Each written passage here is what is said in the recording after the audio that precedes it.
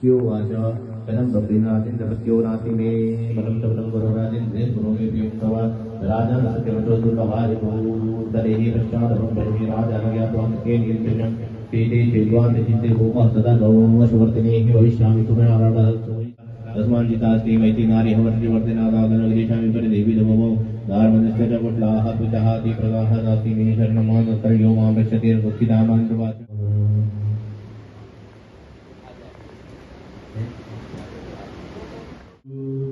ओम ध्यानम् देवराज सिद्धमान पावनाग्रि पंकजं ध्यालयच सूत्रमिन्दुशेखरं कृपाकरं नारदादि योगि वृन्द वन्दितं दिगम्बरं काशिकापुरादिनाथ कालभैरवं भजे भुक्तिनायकं प्रशस्तचारु विग्रहं भक्तवत्सलं स्थितं समस्तलोकविग्रहं विनिक्वणन् मनोज्जहेम किङ्किणीलसत्कटिं काशिकापुरादिनाथ कालभैरवं भजे धर्मसेतुपालकं तु धर्ममार्गनाशकं कर्मपाशमोचकं सुशर्मदायकं विभुं स्वर्णवर्णशेषपाशशोभिताङ्गमण्डलं काशिकापुरादिनाथ कालभैरवं भजे काशिकापुरादिनाथ कालभैरवं भजे ध्यानम्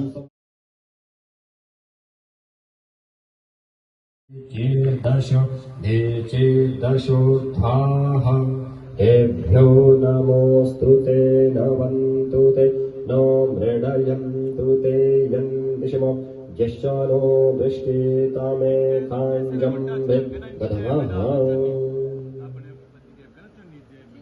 पवित्री धारण करवाई देवाकुशे स्थिता पवित्रे स्थः वैष्णव्यः सावितरवाः प्रासाभः उत्पन्नां व्याचदरेण पावितरेण सूर्यस्यामशमेभेः तस्याते पावितरापाते पावितरापो तस्या समर्पयामि गन्धं विलेपयामि अक्षतानि समर्पयामि पुष्पाणि समर्पयामि धूपमग्रापयामि दीपं दर्शयामि यथा भागनैवेद्यं निवेदयामि निवेदान्तमृदुलाचमन्यं समर्पयामि भगवती वसुन्धरादिव्यै नमः। फूल लेकर के ध्यान करेंगे वसुदेव गर्भासि शेषस्य पिच्चे नमः। ओम व्योमाय नमः। पूजा कर्म भूमे नमो नमः। एतदः राजराजेश्वरी जगज्जननी दुर्गा स्वरूपिणी ज्वाला भगवती पूजनं महा। कमलानिलये कमलानिलय सकथं न भवेत् तव पदमेव परस्पदमित्यनुशीलयतो मम किं न शिवे। जय जय हे महिषासुरमर्दिनि नमकपर्दिनि शैलसुते कनकलसत्कलसिन्धुजलैरनुषिञ्चति ते गुणरङ्गभुवं भजति स किं न शचीकुचकुम्भतटी परिरम्भसुखानुभवम् तव चरणं शरणं करवाणि नता वरवाणि निवासि शिवम्। जय जय हे महिषासुरमर्दिनि रमकपर्दिनि शैलसुते तव विमलेन्दुकुलं वदनेन्दुमलं सकलं ननुकूलयते किमु पुरुहूतपुरिन्दुमुखे सुमुखे विरसौ विमुखे क्रियते मम तु मतं शिवनामधने भवती कृपया किमुत क्रियते। जय जय हे महिषासुरमर्दिनि रम्यकपर्दिनि शैलसुते मां रम्यकपर्दिनि शैलसुते। ध्यानं समर्पयामि भगवती ज्वालास्वरूपिणी दुर्गादिव्यै नमो नमः। ॐ पंचोपचारैः शिवं पद्मनाथ भैरवाय नमः। द्वारपालभैरवाय नमो नमः।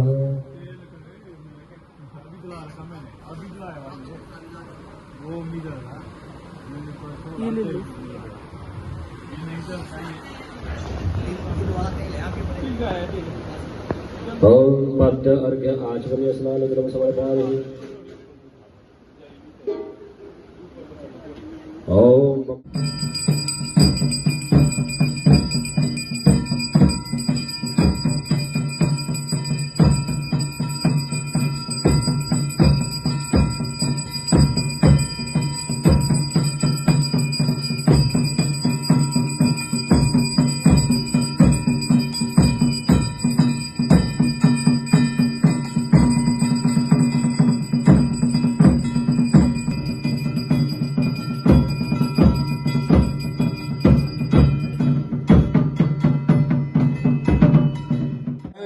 कोट में विराजत कोटि रतन ज्योति।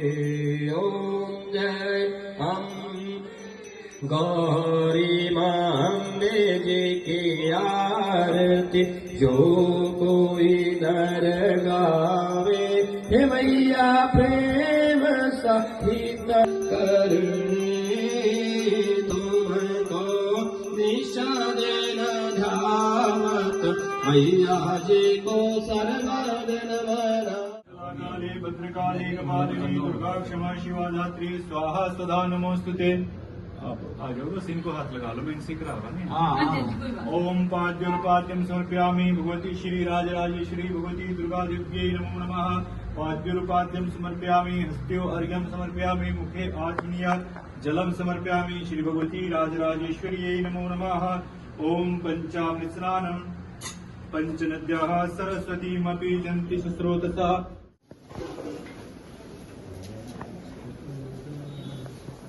कमल अरे खोल दो।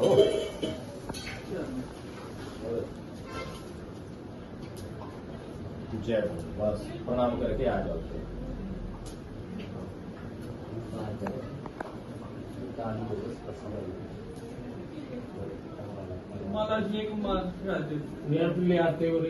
निशुम्भदित्यमथने या सिद्धिलक्ष्मी परा सा देवी नवकोटिमूर्तिसहिता मातु विश्वेश्वरी।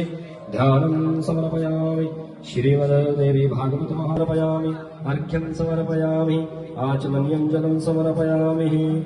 ओम गन्धं विलेपयामि अक्षतानि समर्पयामि पुष्पाणि समर्पयामि धूपं वग्रापयामि दीपं दर्शयामि यथाभाग नैवेद्यं निवेदयामि निवेदान्तप्रजलाचमनं समर्पयामि द्रव्यदक्षिणां समर्पयामि पुनः ध्यानं विद्योदानसमप्रभा मृगपते स्कन्धस्थिता भीषणा चक्रगदाशिखेटविशिखा चापं गुणं तर्जने बिभ्राणामनलात्मिकां शशिधरां दुर्गां त्रिनेत्रां भजे। ओम त्रैगुणात्मक शक्ते नमः। श्रीमद्देवी भागवत महापुराणाय नमः। ध्यानं समर्पयामि। हाथ में फिर फूल लेकर के व्यास जी महाराज का ध्यान करेंगे, प्रार्थना करेंगे।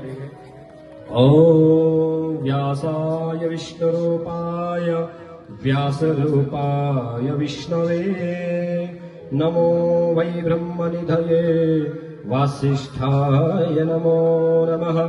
ध्यानं समर्पयामि। तिलक करेंगे व्यास जी को। ओम जल चढ़ाएंगे। पाद्य अर्घ्याचमनीय स्नान जलम समर्पयामि गंधम विलेपयामि। नमो ब्रह्मण्य देवाय गो भ्रमणाय हिताय च जगद्धिताय कृष्णाय गोविंदाय नमो नमः। चावल फूल अर्पित करेंगे, पुष्पमाला चढ़ाएंगे। मल्लादीनि सुगन्धीनि मल्लादीनि वै प्रभो मया हृतानि पुष्पाणि जागृतं प्रतिगृह्यताम्। दक्षिणा अर्पित करेंगे। हिरण्यगर्भगर्भस्थं हेमबीजं विभावसो अनन्तपुण्यफलदमतः। हिरण्यगर्भगर्भस्थं हेमबीजं विभावसो अनन्तपुण्यफलदमतः। शान्तिः प्रयच्छ मे। दक्षिणः द्रव्यं समर्पयामि। हाथ में ध्यान करेंगे। शुकरूप परो प्रबोधज्य सर्वशास्त्र विशारद एतत्कथा प्रकाशेन मत ज्ञानं विनाशय। संसार सागरे मग्नं दीनं माम करुणानिधे कर्ममोह विहितांगं मामोद्धर भवार्णव। श्री वेदव्यासाय नमो नमः। शुक्रस्वरूपाय नमो नमः। ध्यानं समर्पयामि।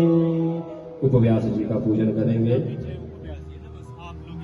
ओम व्यासं वसिष्ठनप्तारं शक्ते पौत्रं कलमशं पराशरात्मजं जमिमं तन्नोदरिष्टं यज्ञं समिमं दिशितं भवति। हरिः ओम जं जं ज्वालामालिन्यै नमः।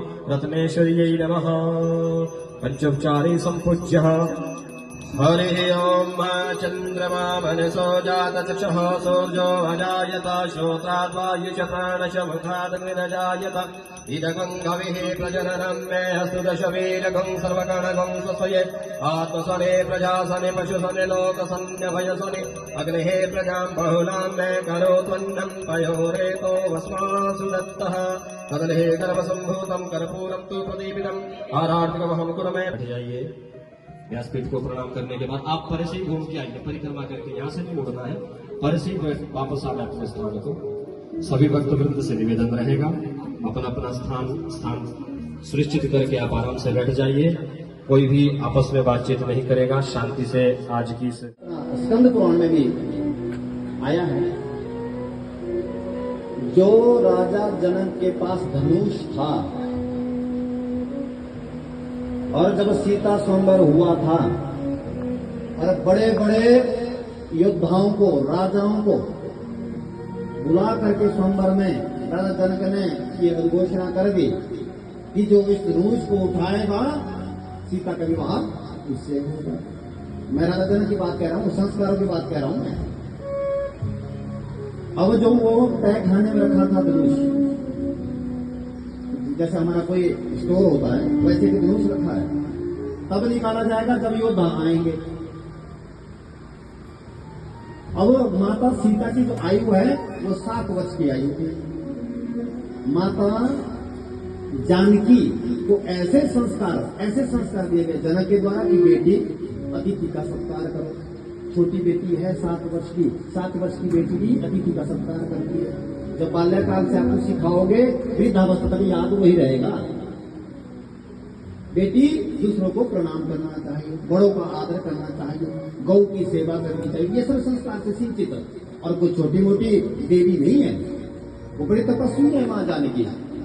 और हमने सिर्फ यही सुना है कि राम जी आए, राम जी ने सहजता के साथ धनुष तोड़ा, उठाया, तोड़ा और सीता जी का विवाह होगा, इतना सुना ना लोगों ने। 7 वर्ष की आयु में माता सीता जी को कह दिया इनके पिता जनक जी ने, बेटी जाओ तय खाने में बहुत समय से बहुत कूड़ा करकट है, जाओ वहां पर तुम थोड़ा सफाई करके आओ, देखना कोई कूड़ा ना बचे। अब माता जानकी जाती है, एक कपड़ा हाथ में ले करके और पानी में डुबो करके, जैसे हम पोछा लगाते हैं घर में, वैसे गए पानी का वो तोड़ा लेकर के गए, बर्तन लेकर के, जैसे ही तहखाने में ऐसे झाड़ू पोछा लगा रही थी और जानकी माँ को मन ही मन में आया कि पिताश्री ने बोला है कि कूड़ा करके कहाँ बचे। अब जहां वो धनुष रखा है उसके नीचे कूड़ा है, और धनुष इतना भारी कि रावण इत्यादि भी हार गए। जिन्होंने मौत को बांध रखा था, ब्रह्मादिक देवता डर के मारे थर थर कांपते थे।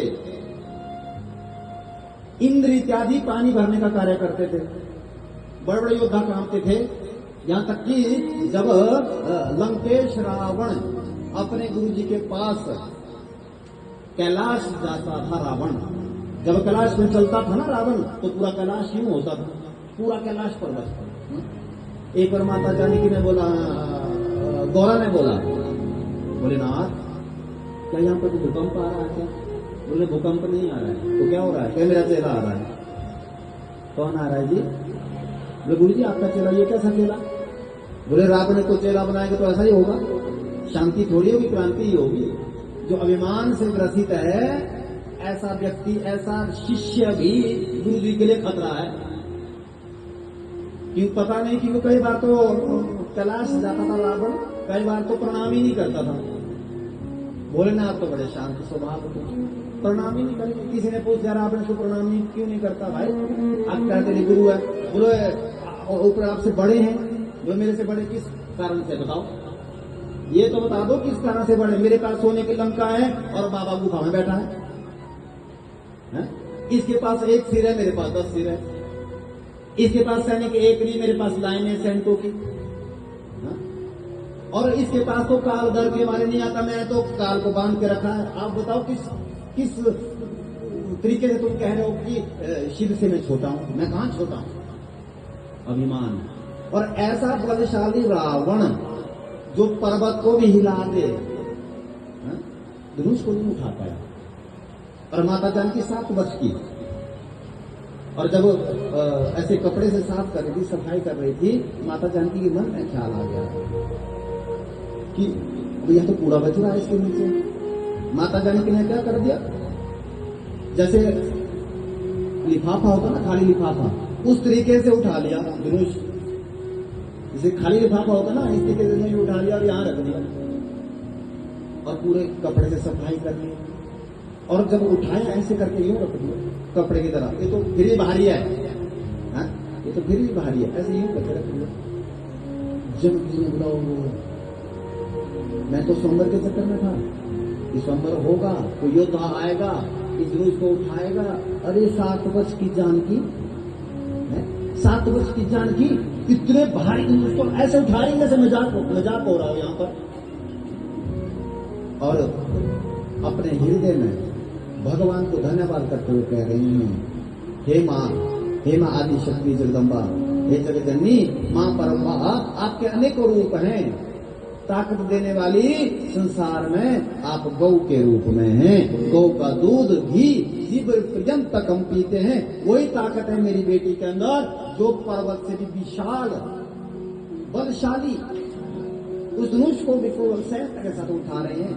ये मेरी आदिशक्ति परम्परा की बहुत बड़ी कृपा है। ध्यान से सुनना, साक्षात परमात्मा अगर संसार में देखना है, जन्म देने वाली माँ गौ माँ, गीता माँ, गायत्री माँ, पृथ्वी माँ, मैंने कल परसों इस बात को बताया था, ये साक्षात परमात्मा के ही रूप पर स्वरूप है। तो राजा जनक अपने बच्चों को इतनी बढ़िया शिक्षा दीक्षा देते हैं, तो आज शुकदेव मुनि को भी शिक्षा दे रहे हैं।